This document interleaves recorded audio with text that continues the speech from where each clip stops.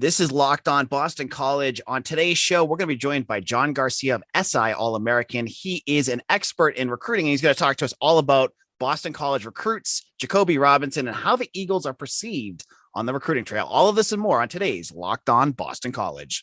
You are Locked On Boston College, your daily podcast on the Boston College Eagles, part of the Locked On Podcast Network, your team every day.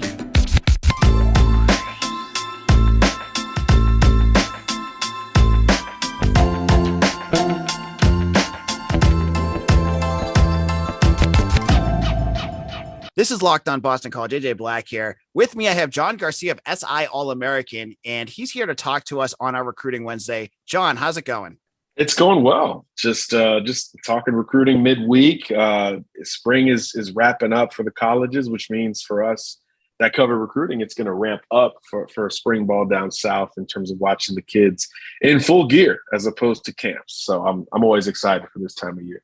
Yeah, and it's been heating up around Boston College a lot. I know the coaching staff is out on the trail right now, talking to different recruits. They have 7 commitments right now for the class of 2023 and 1 for the class of 2024. And John, I know you kind of get to go to some of the camps down south, and you got to meet Jacobe Robinson, a quarterback that committed to Boston College from the class of 23 from Henderson, Texas. He's a 3-star commitment. He's been in the Elite 11. We've talked a lot about him on our podcast. We actually played part of your interview a couple of weeks ago.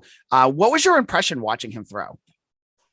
Well, at first, you're kind of taken aback by his size. I mean, I think he's listed as 6'3", but he feels a lot bigger. I mean, he feels like he's one of these Jacoby Brissett quarterbacks where it's like 6'4", 225 pounds, where you're just like, man, you can go line up at tight end if you need to. So you're stricken by his size first, and then you watch the kid play and throw. And for those who don't know, these Elite 11 workouts are like 400 throws in 4 hours in Texas, in the sun, on turf where the heat is like bouncing back on you. And he's coming off of an injury that I didn't even know about. So I was really impressed with his durability on a long day like that. You expect that from bigger guys, but he was really consistent as the workout went on when some of the other guys were starting to fade back just a little bit. And when you can stand out as a quarterback in Texas on any front, it's a really big deal. That's kind of quarterback heaven. So I really like where he is now, but you could also see room for improvement, right? Nailing down some of the mechanics as he gets healthy, working on some of that footwork. And then you look at his brother, Sean Robinson. He was a quarterback known for his athleticism. He was a little bit smaller than Jacoby, but in his genes, he's got this twitch as a runner, which I think could be another layer to his game that he could potentially develop down the line. But right now, AJ, he profiles as more of a pro style quarterback, which is obviously a great fit for Boston College. Big physical passer with a strong floor, but a lot more room to improve and grow over the next year plus before he gets there, which is, I think, what should get BC fans excited about his potential. Absolutely. And my question is, and I think a lot of fans were wondering this and they've asked me, a kid like this, a kid from Texas, with that kind of skill set, and I agree, sounds like it's a little bit more of a project at this point, but a guy that has a ceiling that seems intriguing. What now, John, what do you see as the reasons why maybe other schools in the Texas area haven't really, connected with him?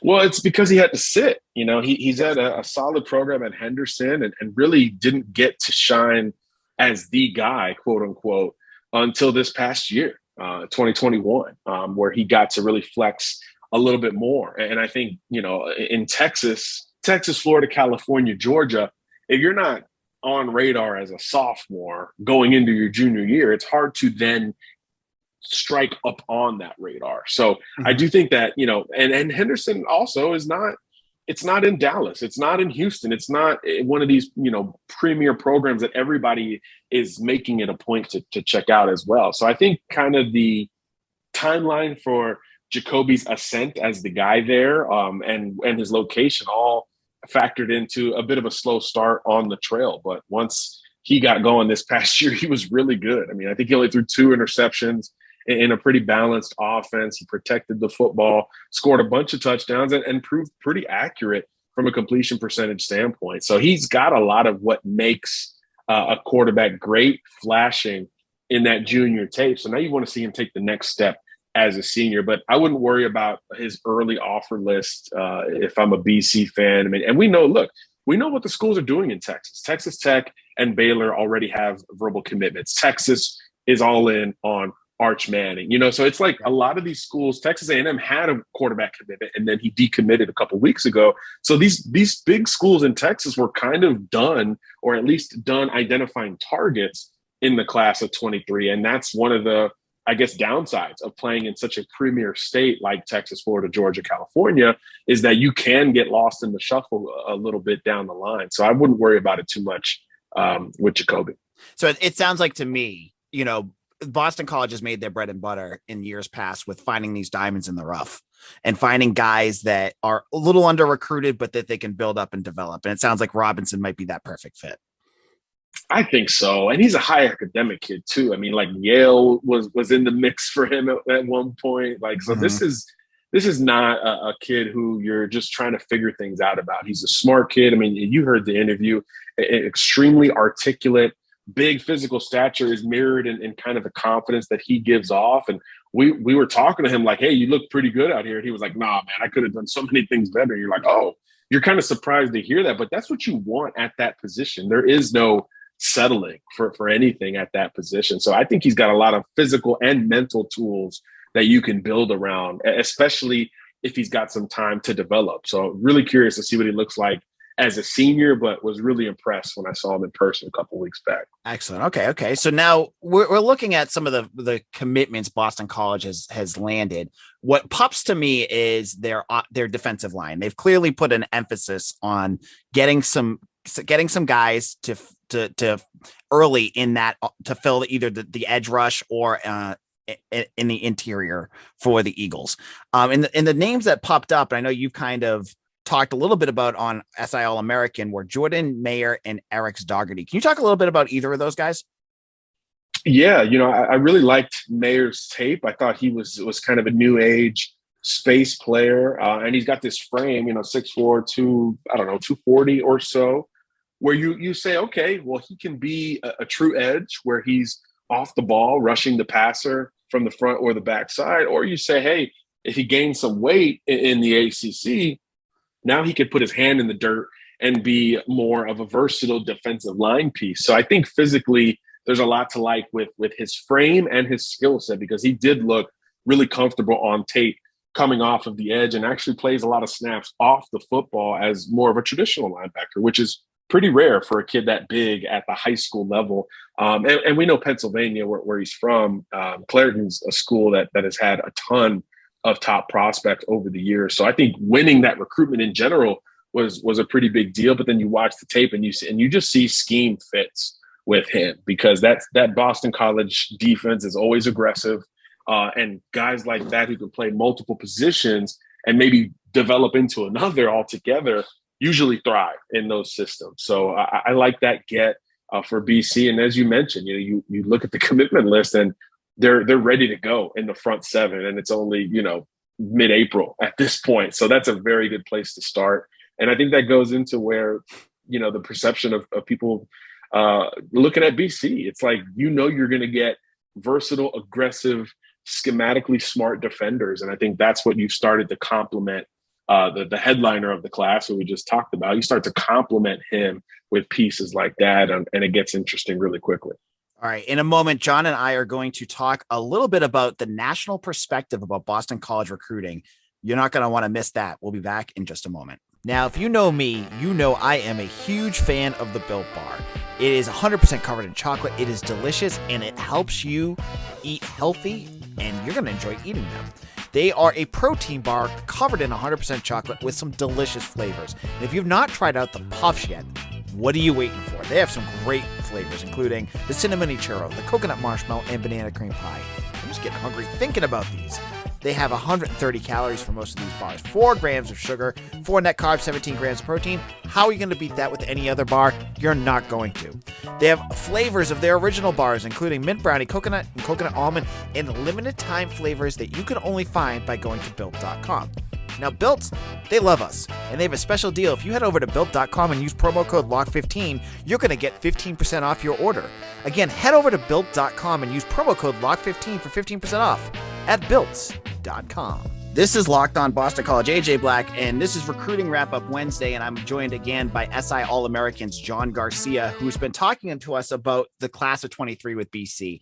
And one of the conversations I had with John before we got on the air was about the national perspective about Boston College, because, you know, we talk about BC from our perspective of people who cover the team, like myself, versus the fans.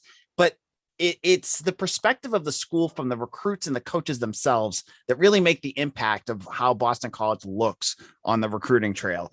And John, now that Jeff Hafley has taken over, his staff has been out on the trail, you know, and I've talked a little bit about how they've, you know, really spread their wings all over the place. You know, they've been recruiting all over the place. What has been the kind of reception and perspective you've heard from recruits from around the country?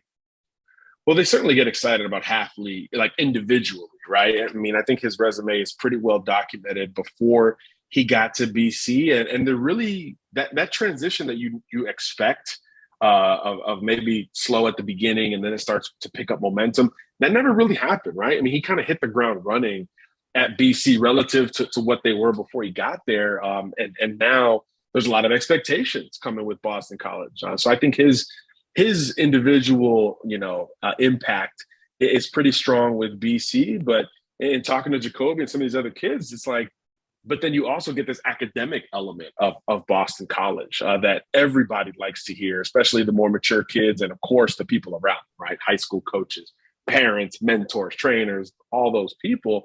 They love that element of Boston College and what has become a pretty wide open ACC, right? I mean, Florida State had its run, Clemson's run. Is it still going? I mean, we'll see here pretty soon. But, the ACC feels wide open. So if you are in the region or not, there's this sense of hey, this thing could really get going at a school like Boston College in the short term. So I think that sells on the recruiting trail as well. But perceptively, people think of high academics, they think of the quarterback play, and they think of defense. They think of aggression and a defense that can compete. And I think those things always sell on the recruiting trail, particularly when you have to go outside of your natural footprint, which Boston College has always had to do, right? You're going to have your local kids, but you're going to have to dip into the rest of that ACC footprint and even beyond, like we talked about with Robinson coming all the way from Texas. You're going to have to dip out of that footprint at times as well. So if your perception is that positive, I think it's a good starting point to where kids get that scholarship offer and they say, oh, okay, I know 1, 2, 3, 4, 5, they start checking boxes with Boston College as opposed to saying, nobody's saying, where is that? Or what have they been doing lately? I think it's pretty well known, particularly on the East Coast and even west into that Texas footprint. So one of my thoughts and something that I've been kind of batting around is that BC, there's a lot of Massachusetts recruits that are, and John, we were talking about this before, that are really highly ranked right now. You have Samson Okunlola, a 5-star offensive lineman, Jonel Aguero, a 4 to 5-star. These guys are top recruits, and Ronan Hannafin, who's being recruited by Alabama. What are your thoughts about BC? Is BC in the conversation with any of these kids, or are they already on to like the blue bloods and moving on past a school like Boston College? Yeah, I think that's kind of the danger of when a recruit does blow up that is local, it goes to such a national scale so quickly. You mentioned with Jonel being down in Florida at IMG last year, there was no chance that his recruitment stayed local after he made that move. So even now that he's back in Massachusetts, it's still kind of this like, well, is he going to go to Georgia or Ohio State or maybe Florida gets in? Like it feels totally national. And I know he was thinking about making a commitment earlier in the process. So I think it's pretty tough for BC to get back in with a kid like that. But now that he's back home, I do think they have a chance to at least get him on campus because he now all of a sudden doesn't seem like he's ready to make that verbal commitment. But I think with the other two, they were already local, but they blew up at the same rate as national recruits, particularly Okunlola at such a coveted position like offensive tackle. I mean, when you're 6'6", 300 pounds, and you move like that with his wrestling background, it's like he's a perfect prospect, right? It's like the type that you build on a video game or something like that. So everybody and their mother is in on his recruitment. So it's become bigger than Boston College for him. So I think that's the tough thing to deal with when you don't recruit locally as consistently as other schools in your conference, and then a couple local kids come around and they're national in such short order. It becomes tough to keep them back home. So really, you just fight to stay in the race. You fight to get them on campus, and you kind of go from there. But he's definitely, these three are definitely, of course, well aware of Boston College, and it wouldn't shock me if BC stayed in the game for one of them. But it's going to be hard to land their recruitment or their commitment, which is, of course, what matters there in the end. Yep, absolutely. You don't win unless it's hand grenades or horseshoes, but exactly. John, thank you for coming on to talk BC football and recruiting. Where can people find your work? Yeah, real simple. si.com/college or on social media at SI All-American on all your favorite platforms. And my handle's my name, John Garcia _JR. All right, John, thanks for coming on, and we'll have you again soon. We'll be back in Sounds just a good, moment. AJ. Are you in the process of doing work on your car? Why spend 30, 50, or even 100% more for the same parts from a chain store car dealership when you can head over to rockauto.com today and save? Rock Auto is a family business serving do-it-yourselfers for over 20 years. Rock Auto prices are reliably low for every customer, and they have everything. All you need to do is head to rockauto.com, put in your make and model, and boom, their easy-to-search catalog has everything, including brake parts, tail lamps, motor oil, and even new carpet. So head over to rockauto.com right now. Check out their easy-to-use website and see all the parts available for all your cars and trucks. And write Locked On in their How Did You Hear About Us box so they know we sent you. Amazing selection, reliably low prices, all the parts your car will ever need. rockauto.com. Locked On Boston College, AJ Black here. Get some exciting news for you. If you are into the NFL draft, you're not going to want to miss, starting Thursday, April 28th, the Locked On NFL Draft's live coverage of the 2022 NFL Draft with 3 days of real-time analysis from our extensive lineup of experts and insiders. And for those of you dying to know who your team will take, catch Odyssey and Locked On's NFL Mock Draft Special, hosted by Brian Peacock and former scout Matt Williamson on the Peacock and Williamson NFL Show, all week leading up to that first pick. So it was kind of a busy day on Tuesday in terms of news around Boston College. The biggest news had to do with hockey, as Jerry York held his goodbye press conference. Retirement press conference. Goodbye sounds so sad. His retirement press conference on Tuesday. It was shown on their Twitter account, and I'm going to actually retweet this on the Locked On BC podcast Twitter at Locked On BC, so you can find it. But it had it started off with Pat Kraft giving off kind of a list of all the accomplishments, both as a hockey coach and as a man, that Jerry York had done with Boston College. It's just so incredible to think. Here's a guy that was with BC for 28 seasons. He played for BC, went to BC High. His whole life, other than those years with Clarkson and Bowling Green, were with Boston College. But this guy Jerry York put together quite the accomplishment. We went over this in our Jerry York retirement episode, so I'm not going to repeat it. But it was incredible just to hear Pat Kraft list some of the things that he did. And, the room that they were in, I think it was in the Yawkey Center, was filled with current and former players, all there to support Jerry. And then Coach York, after Pat Kraft talked, he came on, and I love listening to Jerry York talk because he is very interesting. And some of the things I thought that were really interesting that he brought up was that, he loved his time at BC, didn't want to ever leave, but he had two NHL job opportunities that he received that almost pulled him away, and he kind of talked about that. One was with the Washington Capitals, and one was with the LA Kings. And I believe the GM of the LA Kings at the time, he was saying, was a BC grad, so he knew Jerry York. But Jerry York went back to, he never was really super interested in the pros. He liked the development of young men, is what he said, like developing them in the Jesuit ideal.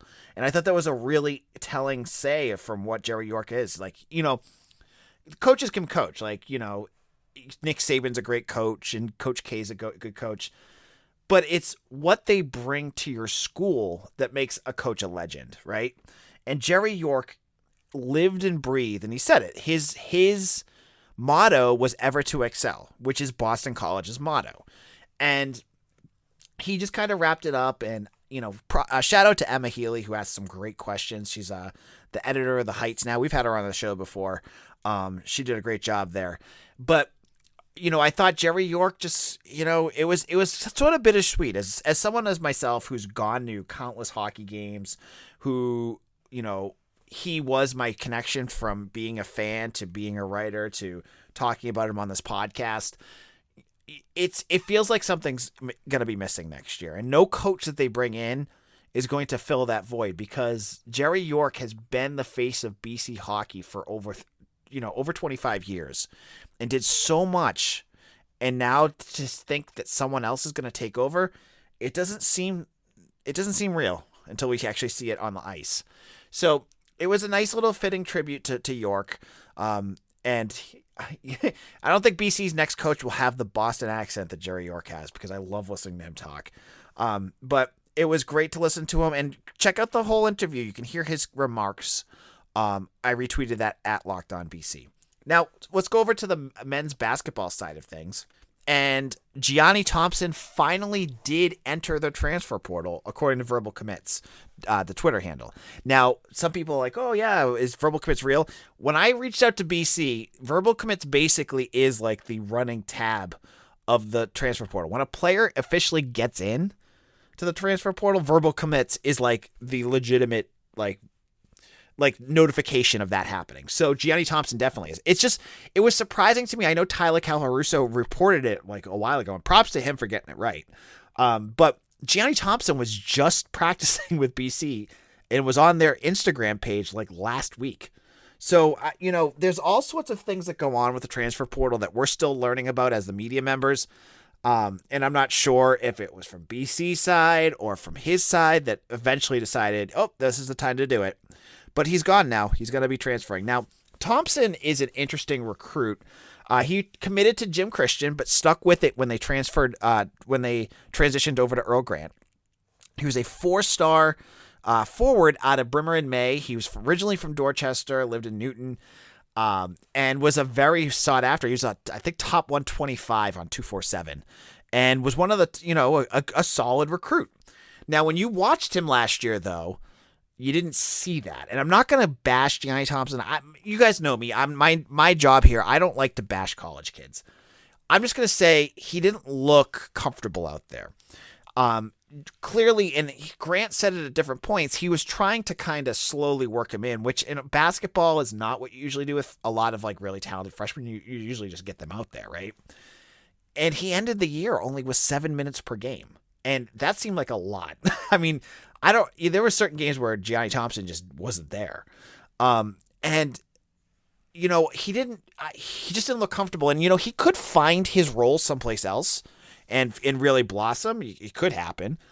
But it just didn't seem like it was working with BC. Because if you were to ask me, watching on film, what he did any different than Kanye Jones, who just transferred, I couldn't tell you, because Thompson never really looked very comfortable out there. He wasn't much of a shot at that point. He was, he was there on defense, but it wasn't great. So, you know what? Like, you hate to see 4-stars leave, but remember, folks, this is me being positive here again. Basketball 4-stars are very different than football 4-stars. 4-stars in football, there's something about it, and I'm not going to get into the specifics of like how they evaluate players, but football 4-stars are more likely, I feel like, to land and be really good than basketball 4-stars. I mean, look at BC's previous 4-stars that they've had. Jarris Hamilton, he's going to his 4th school in 4 years. Not what you thought he would be. DeMar Langford, I think he's going to be a hit. Is he a 4-star yet? Is he playing like a 4-star? What you would expect? No, I don't think so yet. I'm not gonna bash him. But he's got a little bit of room for development. I'm just saying, if you could have Gianni Thompson, who kind of doesn't fit into what you're doing, or go out to the transfer portal and get a wing that can shoot, get a solid 4 or more depth at the 5, you do that. Right? You need to get guys on your bench, and you need to build out your bench a little bit. And if Thompson's not what Grant envisions, because remember, Grant wasn't the one that recruited him, then it's probably best for all involved. Gianni Thompson can go someplace else that maybe fits his style better, and Earl Grant can enter the transfer portal and look around to find a guy that fits his style better. So honestly, my philosophy always with the transfer portal, it's good for everyone involved at this point because, players are not getting paid, or they're not getting paid a ton, just NIL deals. They need to do what's best for them and their families. And if they don't feel like it's working at the school that they're in, they have every right to move on. So good luck to Gianni Thompson. And now BC has 2 transfer slots available. So it's going to be interesting. I was slowing down on what to expect for BC in the transfer portal. But hey, if you got 2 more, there could be some exciting names coming up. So we'll have to keep our eyes open on that. Now on tomorrow's show, a listener on and a reader, Lumpy One, I like using your names, on Maroon and Gold forums, asked a question that I want to answer. And I talked about what lessons we learned about BC football out of spring practice. On tomorrow's show, I'm going to ask what questions still are coming up about BC football after spring practice. So from the definitive to the questionable, we'll get into all of that tomorrow. Thank you all for listening. If you like our show, go wherever you listen on your podcast. Give us 5 stars. Go to YouTube. Type in Locked On Boston College and hit subscribe. I saw a whole bunch of new ones today. Love to get some more before the end of the week. So do that if you have a moment. Thank you all for listening. You can follow me on Twitter at AJBlack_BC. Have a great day, everyone. Enjoy your Wednesday.